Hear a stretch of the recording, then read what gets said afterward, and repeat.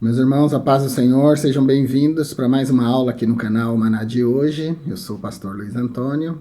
Hoje nós vamos estudar a lição de número 2, o corpo, a maravilhosa obra da criação de Deus. Essa lição vai ser ministrada no dia 12 de outubro de 2025, nas igrejas que seguem o calendário. A gravação hoje está um pouco diferente porque eu estou fazendo um tratamento no olho e não tenho condição de aparecer na filmagem, tá bom? Mas a gente vai fazer assim, eu vou mostrando as telas para vocês e depois vocês me falam o que vocês acharam dessa modalidade aqui. Começando aqui na nossa introdução, o racionalismo e o cientificismo sempre procuraram explicar a existência humana.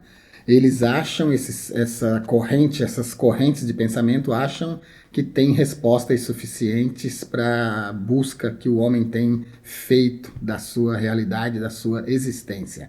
Mas a verdade é que a ciência não consegue explicar nem os mistérios do corpo humano. Imagina se vai conseguir explicar o homem na sua totalidade, corpo, alma e espírito, né? Então, a razão e a ciência, elas não conseguem desvendar os mistérios do ser humano. E como o homem vive nessa busca por explicação do que é, de onde veio, para onde vai, o resultado é que o pós-modernismo tem criado nos corações, nas mentes de muitos, uma crise de identidade, por causa de tanta especulação sobre a origem do homem. Se a gente falar que o homem é o produto da evolução, que o homem evoluiu do macaco, tá tudo bem. Mas se a gente disser que o homem veio de Deus, que o homem é uma criação de Deus, conforme diz a palavra do Senhor, então todo mundo, a maioria, né, vai rejeitar essa proposta. Mas a gente sabe que somente pela fé e por meio das sagradas escrituras nós vamos ter respostas para a constituição humana. E para essas perguntas milenares, quem é o homem, de onde veio e para onde vai? Na aula anterior, a gente já falou um pouco sobre isso e eu procurei dar algumas respostas para o que é o homem, né? Sua formação, sua constituição. Se você ainda não assistiu a aula 1, é legal você assistir. O link dela vai ficar no final dessa aula, na tela final. Primeira nota para a gente aqui, o que é racionalismo e o que é cientificismo numa única frase. Racionalismo é a doutrina filosófica que afirma que a razão é a principal fonte de conhecimento da verdade e que ela está acima da experiência sensível. A experiência sensível é a experiência humana, é a experiência empírica que nós temos. Então procuram explicar tudo através da razão. Mas a verdade é que a razão não explica tudo, né? A razão não tem condição de entender, por exemplo, quem é Deus, o Criador. A gente aceita o que Deus é pela fé, mas a razão, ela ajuda a gente a entender Deus, mas ela não explica. E o cientificismo é a crença exagerada na ciência como o único caminho válido para compreender a realidade, desconsiderando outras formas de saber. Hoje a gente vai ter 3 objetivos, como sempre. Nós vamos conduzir, conscientizar e incentivar. Vamos conduzir vocês a reconhecerem que o corpo humano é uma criação maravilhosa de Deus, formada com propósito, sabedoria e amor. Vamos conscientizar vocês sobre a importância de glorificar a Deus com o corpo, evitando extremos como o desprezo, que é o extremo negativo, e a idolatria, que é o extremo positivo. E vamos incentivar vocês a compreenderem o papel do corpo nas relações interpessoais, na vida congregacional e no culto a Deus. Nossa palavra-chave de hoje é corpo. Nosso texto áureo está no Salmo 139, versículo 14. Eu te louvarei porque de um modo terrível e tão maravilhoso fui formado. Maravilhosas são as tuas obras e a minha alma o sabe muito bem. No hebraico vai ficar assim: Odeha ki noraot niflait, niflaim maazeicha ve nafshi yodeat meod. Aqui a gente tem 2 palavras importantes do hebraico para destacar. É noraot e niflait.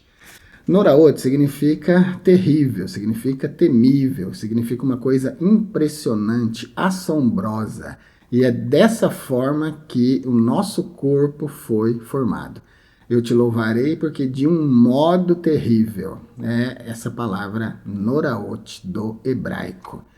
É uma ação que causa assombro, que deixa a pessoa impressionada. O salmista está dizendo aqui que ele vai louvar a Deus por ver a maneira como Deus o criou, de um modo terrível. E a segunda palavra é niflait. Niflait significa tão maravilhoso. A raiz dessa palavra está na palavra pala, que significa maravilhoso, milagroso, extraordinário. Literalmente significa dizer fui maravilhado, fui feito de forma miraculosa. Isso aqui é um particípio passado do verbo, né? Fui maravilhado por ter sido feito de forma miraculosa. Então, esse verbo ele dá a ideia de ser moldado de forma maravilhosa. Não apenas criado, mas esculpido e com propósito.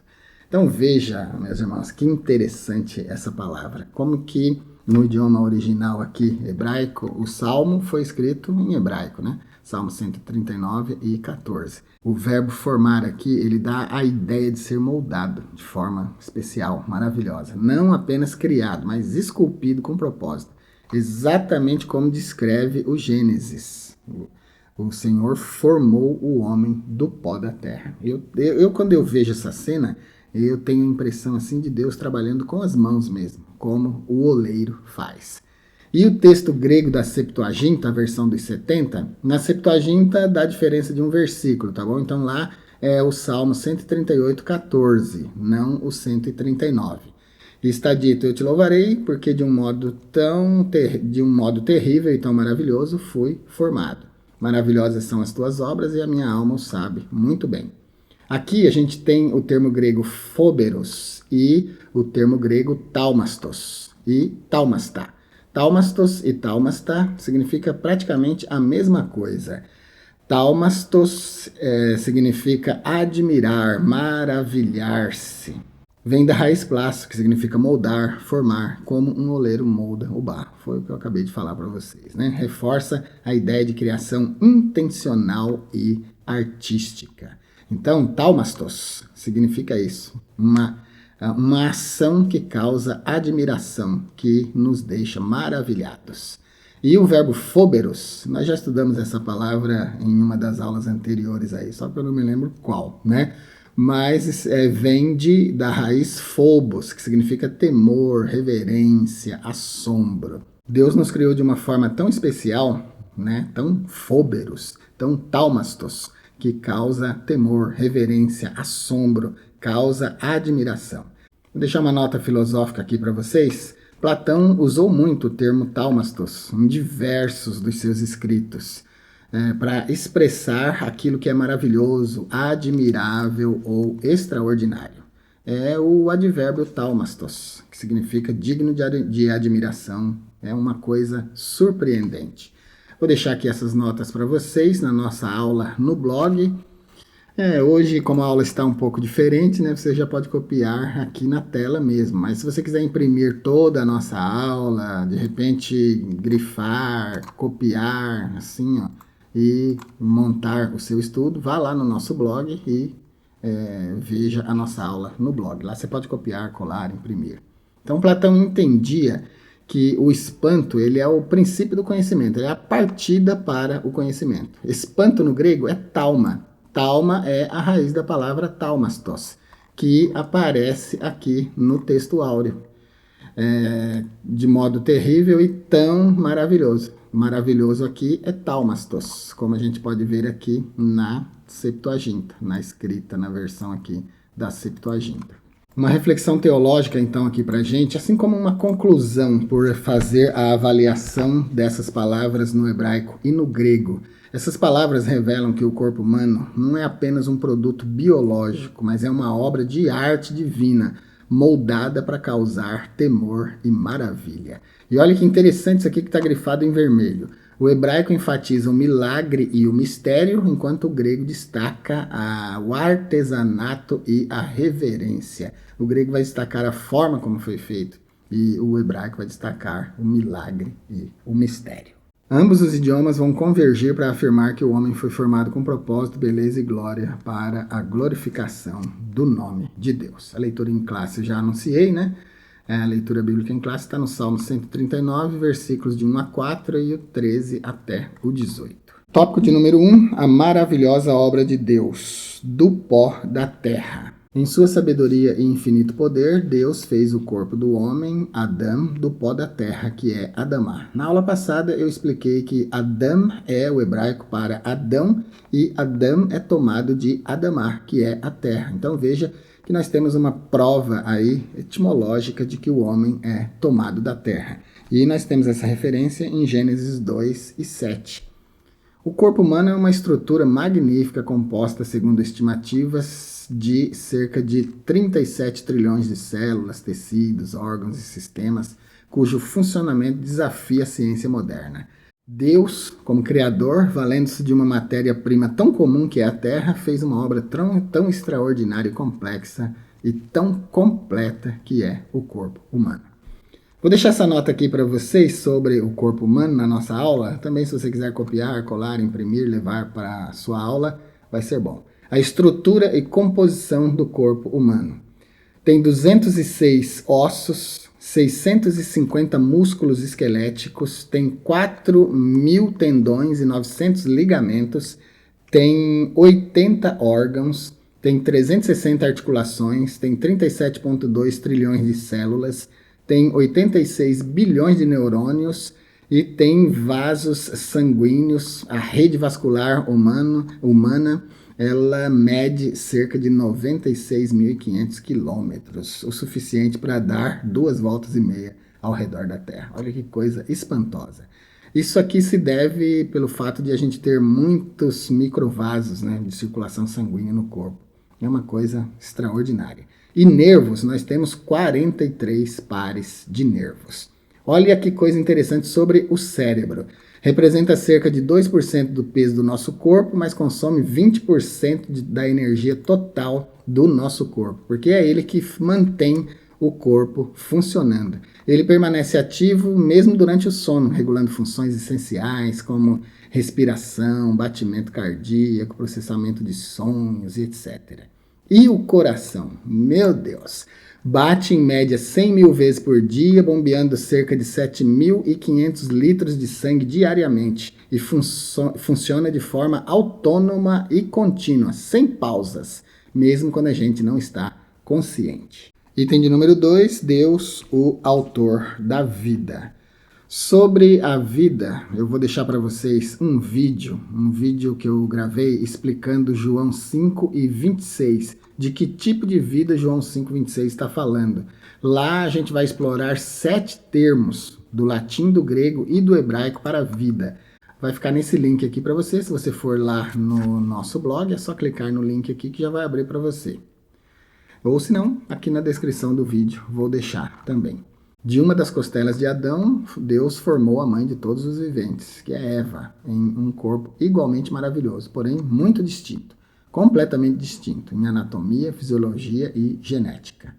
Em relação a como os descendentes dos primeiros pais são formados no ventre materno, a Escritura mostra que, assim como na formação do primeiro homem e da primeira mulher, Deus é o autor das vidas de todas as pessoas. Eu deixei esse grifo aqui em verde. Toda vez que eu grifar em verde é porque eu vou fazer um comentário, tá bom? A respeito. Toda vez que eu grifo de verde é porque eu tenho alguma coisa interessante para falar. Deus é o autor das vidas de todas as pessoas. A nota que eu quero deixar aqui é o seguinte. Deus, ele criou diretamente, criou objetivamente a vida de Adão e de Eva. Como a gente vê que ele formou Adão do pó da terra e Eva formou a partir da costela de Adão. Então isso aí foi um trabalho artesanal mesmo. Deus colocou a mão na massa para fazer Adão e Eva. Agora, a nota que eu quero deixar é que Deus não precisa mais ser o autor das vidas de todas as pessoas, porque a biologia está formada. Agora, o início da vida não precisa mais ser criado diretamente pela mão de Deus, como foi no caso de Adão e Eva. Agora existe um processo biológico. Então, o que eu quero dizer? Que Deus, ele não precisa mais ser o autor pessoal de cada vida. Não, agora existe uma biologia funcionando automaticamente. A única coisa que a gente precisa destacar aqui é que Deus é o autor da vida em si. Se você assistir lá o vídeo que eu deixei indicado para vocês sobre vida, em João 5,26, vocês vão entender bem o que é que eu estou falando aqui.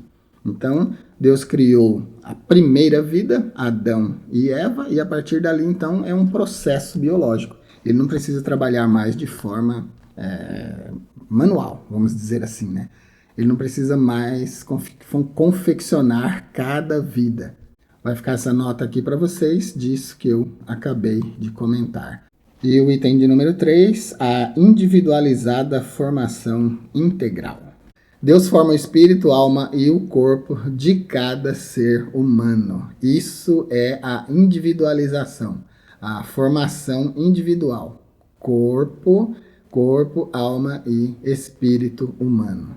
E o integral diz respeito àquilo que eu falei na aula passada. Espírito, alma e corpo são divisíveis somente para efeito de estudo. É individual porque são 3 partes, mas essas 3 partes formam um conjunto que é o ser humano, que é o ser total, o ser integral, como eu expliquei na aula passada.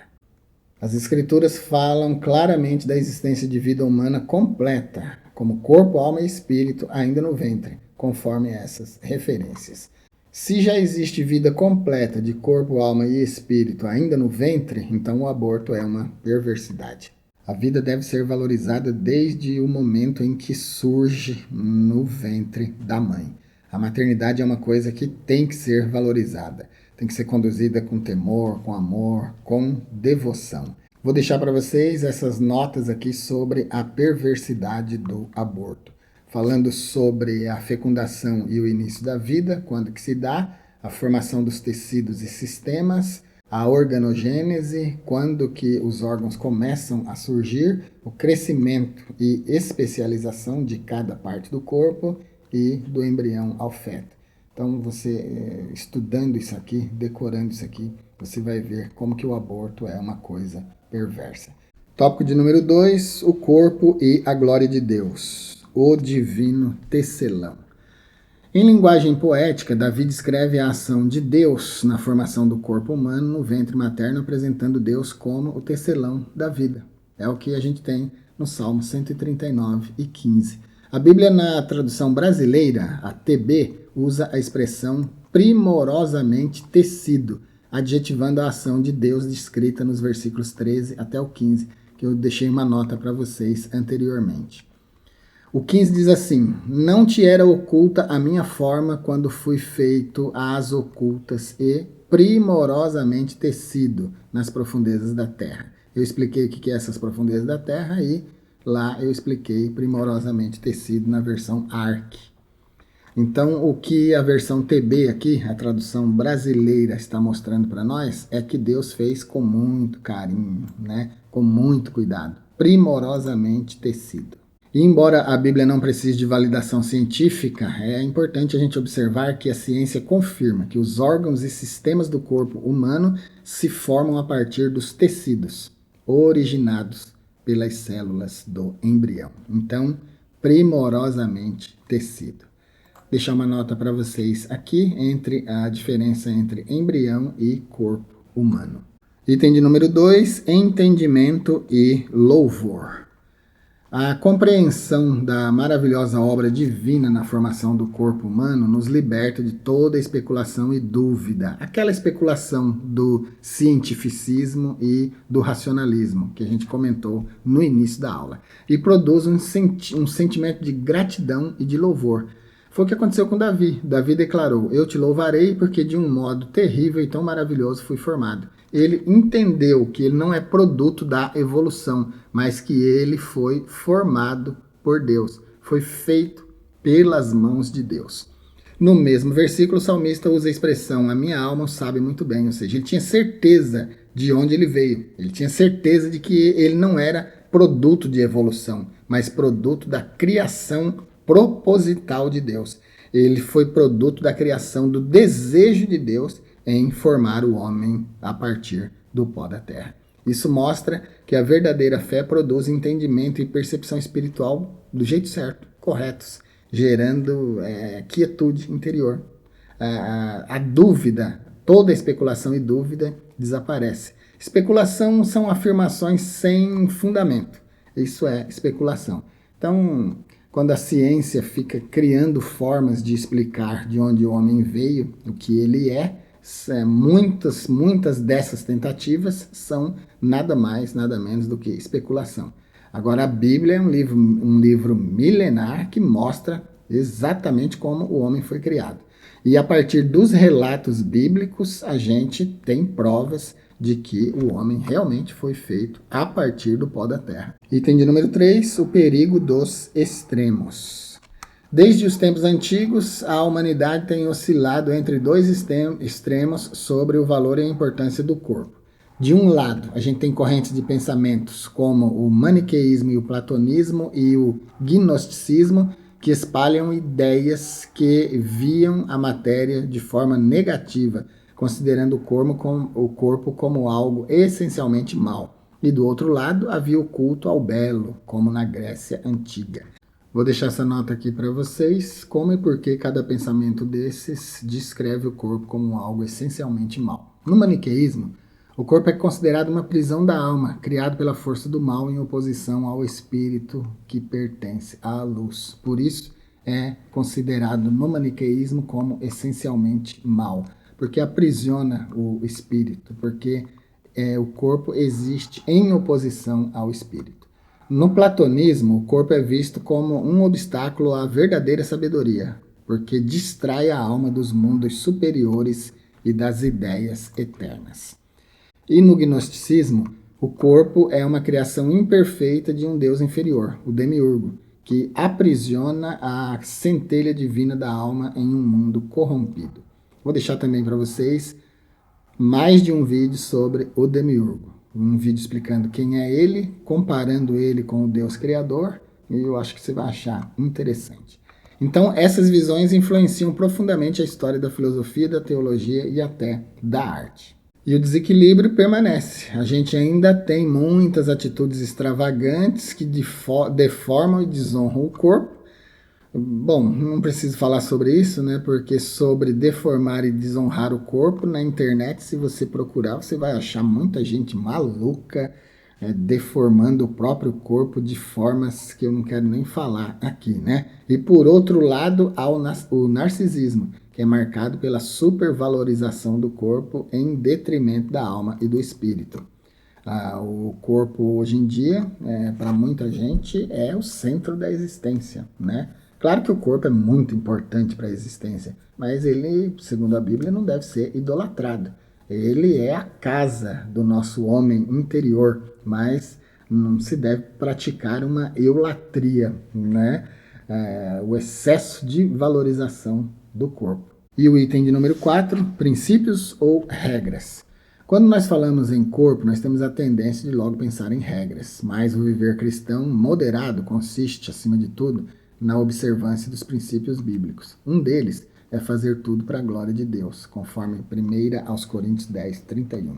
Essa máxima de fazer tudo para a glória de Deus é aplicável às práticas mais simples da nossa vida, do nosso cotidiano. Ela é um parâmetro espiritual muito eficaz, que é muito mais eficaz do que regras rígidas e inflexíveis, que podem nos levar até ao legalismo muitas vezes. Então, o que a gente deve refletir sempre é o seguinte: o que fazemos com o nosso corpo? Glorifica a Deus ou só nos agrada? Eu já vi essa afirmação aqui muitas vezes. The body, my rules. Meu corpo, minhas regras. Eu vi isso aqui, por exemplo, numa camiseta. Essa frase ela é frequentemente usada como expressão de autonomia e liberdade sobre o próprio corpo, especialmente em debates sobre direitos individuais, sobre saúde, sobre gênero, sobre ética, né? Então, o ser humano, ele entende que o corpo é seu e ele pode fazer com o seu corpo aquilo que ele quiser. Mas o cristão é diferente, porque a gente tem aqui, na 1 aos Coríntios 6, de 19 e 20, na versão ARC, que diz assim, Ou não sabeis que o vosso corpo é templo do Espírito Santo, que habita em vós, proveniente de Deus, e que não sois de vós mesmos? Então, o que o versículo 19 está dizendo é que o nosso corpo foi obra de Deus, foi formado do pó da terra pelo próprio Deus, e ele pertence a Deus.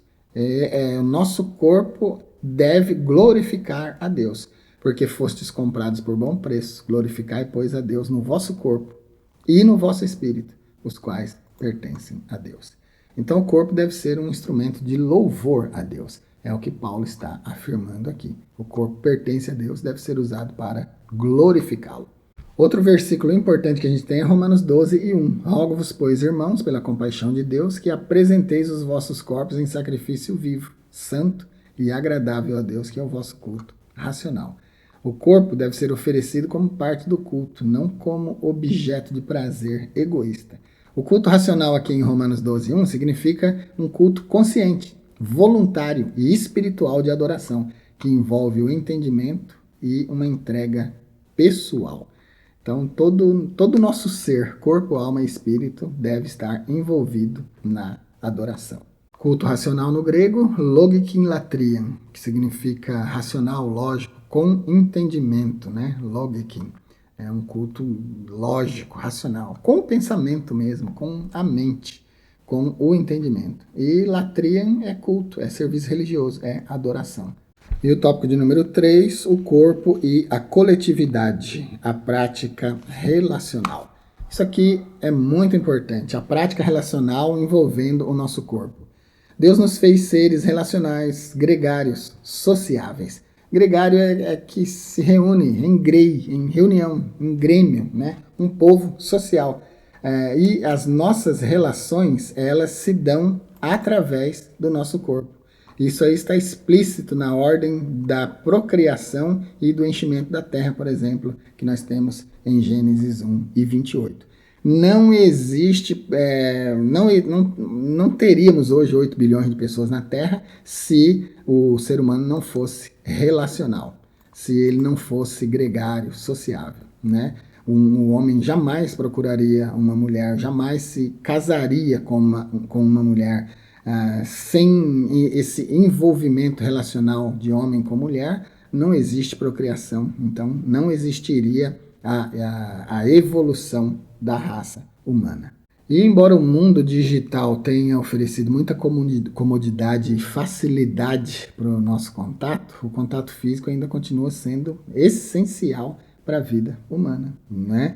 Olha, você está assistindo a nossa aula aqui através da internet. Você não me cumprimenta, você não me cumprimenta tocando na mão, você não tem condição de me abraçar, de falar comigo pessoalmente, né? Tudo isso está sendo proporcionado pela tecnologia.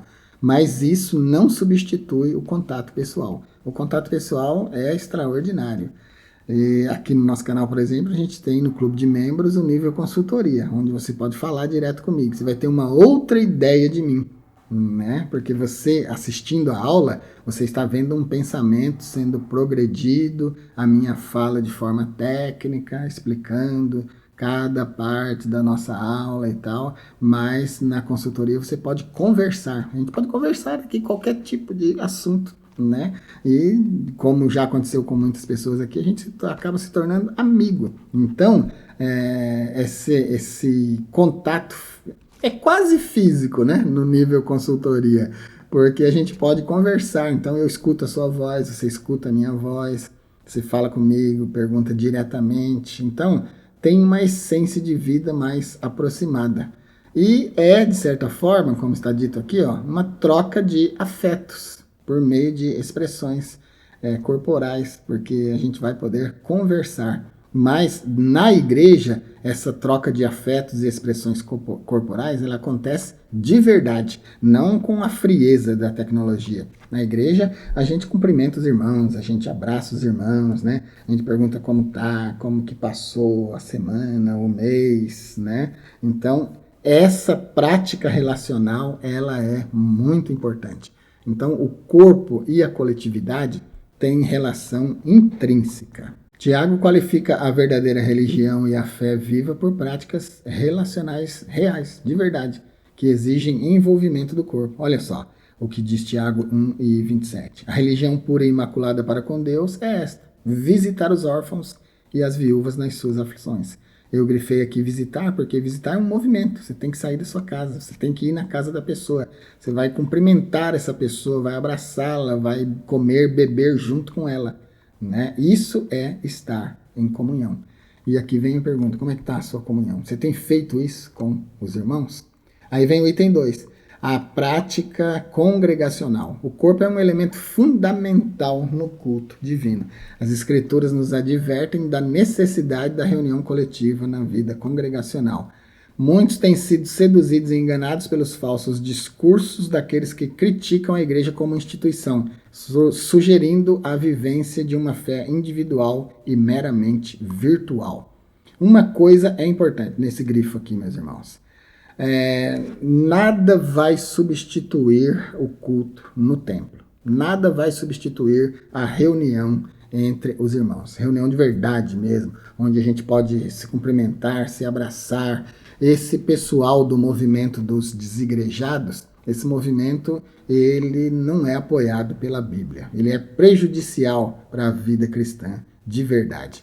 Eu acho que se uma pessoa é contra a igreja como instituição, mas ele não pode ser contra a igreja enquanto reunião de pessoas. Porque a igreja não é mesmo instituição. Igreja é povo reunido. O termo grego eclésia significa reunião de pessoas.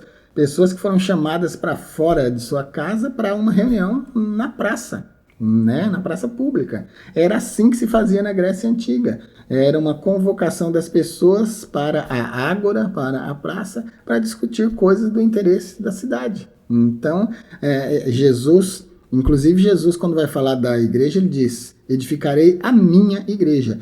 Esse pronome possessivo minha igreja, faz diferença entre a igreja grega, que era a reunião dos gregos para discutir política, né, os problemas da cidade, e a reunião dos crentes em Jesus. Você pode até não gostar da instituição, da igreja como instituição, como organização, mas não fazer parte da igreja como corpo de Cristo, então corre o risco de você não ser filho, né?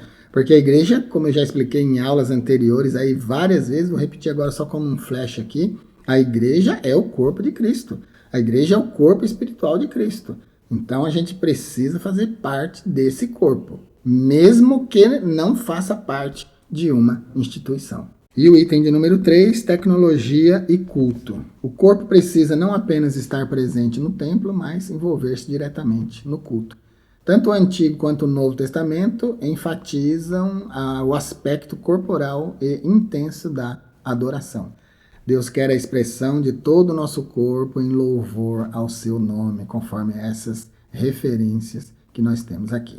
Os recursos tecnológicos da atualidade, como drones, telões, celulares e tablets, são muito úteis, mas se usados com moderação. E eles não podem nos distrair ou nos deixar inertes no culto. E nem nos tirar também do culto presencial, né? O culto presencial é essencial, porque lá a gente vai abraçar irmãos, a gente vai viver uma comunhão mais íntima com os irmãos. Até a educação secular, até as escolas já reconheceram os prejuízos do exagero da tecnologia. Então a tecnologia não é para substituir o templo, a tecnologia é para ajudar. Aqui nessa afirmação que eu deixei grifado em vermelho, o corpo precisa não apenas estar presente no templo, mas envolver-se diretamente com o culto. Essa segunda parte aqui, envolver-se diretamente com o culto, isso aqui acontece em qualquer lugar onde nós estivermos. O nosso corpo vai trabalhar no momento da adoração. A gente vai falar com Deus, né? A gente vai sentir Deus, a gente vai pedir as coisas para Deus, a gente vai movimentar o corpo, vai bater palma, vai levantar, vai sentar. Então, o corpo está envolvido diretamente com o culto. Agora, em relação ao lugar, precisa estar presente no templo, esse precisa aqui, eu acho que é um pouco forte, porque isso aqui faz parecer que se você não estiver no templo, você não tem condição de prestar um culto. E isso aqui não é verdade. Eu defendo a importância do culto, eu defendo a importância de se congregar no templo. É importante por causa de tudo que eu já falei, da nossa comunhão uns com os outros, porque a gente pode se cumprimentar, abraçar, ver como anda o nosso irmão, olhar para o rosto do nosso irmão, né? Ouvir a palavra da boca do nosso pastor e tal. Estar presente no templo é importantíssimo, mas não é a única forma de adoração que nós temos. O culto pode ser oferecido em qualquer lugar que nós estivermos. Foi o que Jesus disse para a mulher, né? Para a mulher samaritana. Nem em Jerusalém, nem neste monte adorareis o Pai. Nem em Jerusalém significa não no templo. Nem neste monte significa nem nesse templo samaritano que tem aqui sobre o monte. Mas em espírito e em verdade. Então, como diz aqui a sinopse do tópico 3, o corpo deve ser um instrumento de comunhão e adoração coletiva, valorizando os relacionamentos e o culto presencial. Então a gente valoriza sim, eu entendo que a adoração coletiva é muito melhor do que você no seu lugar, mas não é a única maneira, como eu acabei de explicar, né? A verdadeira adoração ao Criador, então, abrange a integralidade do nosso ser, o que inclui nosso corpo, nossa alma e nosso espírito. Reconhecer-se como obra das mãos de Deus nos leva a nos render à sua soberania e a permanecer confiando no seu eterno poder. Verdade prática. A ciência busca desvendar os mistérios do corpo humano, mas o crente descansa em saber que é obra poderosa e perfeita das mãos de Deus. E a aplicação pessoal, compreendendo nosso corpo como obra divina, devemos honrá-lo em santificação, equilíbrio e serviço, tanto individualmente quanto em comunhão com os outros, no culto a Deus, glorificando-o em tudo. Foi o que eu acabei de defender. Tanto individualmente, não importa onde você esteja, segundo as palavras de Jesus, nem em Jerusalém, nem neste monte, mas em espírito, quanto em comunhão com os outros, que seria no templo ou em qualquer reunião, em qualquer lugar, adorando a Deus e glorificando a Deus no culto. É isso por hoje, então. Aula de número 2, o corpo, a maravilhosa obra da criação de Deus. Como eu disse para vocês, né, por causa do meu olho aqui, não pude fazer a aula como a gente faz sempre, mas deixa nos comentários aí o que vocês acharam, se deu para aproveitar a aula nesse método aqui. Na lição de número 3, a gente vai estudar o corpo e as consequências do pecado. Uma lição muito importante também. Fiquem com Deus e até a nossa próxima aula.